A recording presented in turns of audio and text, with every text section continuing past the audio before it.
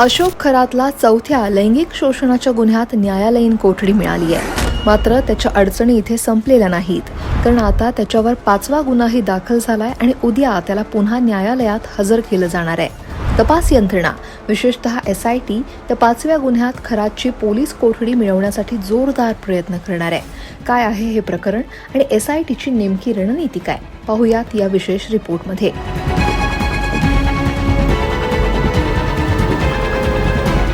नाशिकमध्ये विविध गुन्हे आणि लैंगिक शोषणाच्या आरोपांमुळे चर्चेत असलेल्या अशोक खरातला आज शनिवारी चौथ्या गुन्ह्यात न्यायालयीन कोठडी सुनावण्यात आली.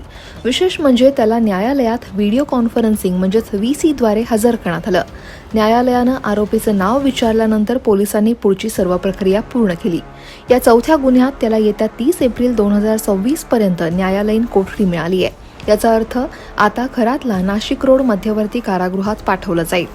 चौथ्या गुन्ह्यात न्यायालयीन कोठडी मिळाल्यानं अशोक खरातला तात्पुरता दिलासा मिळाला असला तरी त्याच्या अडचणीत वाढ झाली आहे.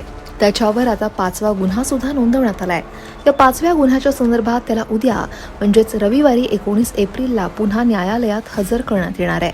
रविवारी न्यायालयात 5व्या गुन्ह्यावरील युक्तिवाद होईल आणि खरातसाठी हा दिवस महत्त्वाचा असेल. तपास यंत्रणा, विशेषतः SIT अशोक खरातची या 5व्या गुन्ह्यात पोलीस कोठडी मिळवण्यासाठी शर्थीचे प्रयत्न करणार आहे.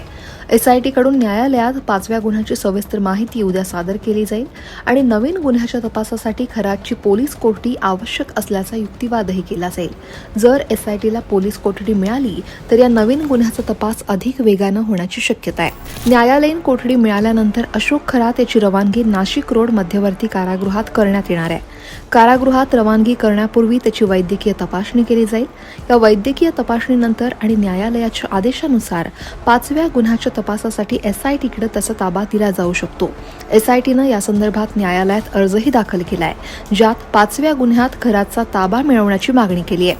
आरोपी अशोक खरात जो आहे त्याला आज माननीय कोर्टामध्ये व्हिडिओ कॉन्फरन्सिंग थ्रू त्याला हजर करण्यात आलेलं होतं आणि चौथ्या गुन्ह्यामध्ये त्याला जी पोलीस कोठडीचा हक्क अबाधित ठेवून त्याला 30 तारखेपर्यंत मॅजिस्ट्रेट कस्टडी रिमांडमध्ये घेण्यात आलेला आहे.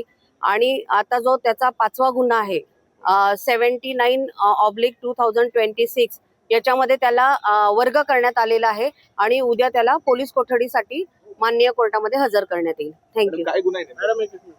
सदरचा गुन्हा हा पण महिला अत्याचाराचा आणि अत्यंत गंभीर आणि संवेदनशील गुन्हा असल्यामुळे उद्या त्याला कोर्टात प्रोड्यूस करण्यात येईल. थँक्यू. अशोक खरात प्रकरणात दिवसेंदिवस नवनवीन गुन्हे समोर येत आहेत. या प्रकरणाची व्याप्ती वाढताना दिसतीये. पोलीस आणि SITचा तपास कोणत्या दिशेनं जातो आणि उद्याच्या सुनावणीत काय निर्णय होतो हे पाहणं आता महत्त्वाचं आहे. Bureau report, लोकमत.com.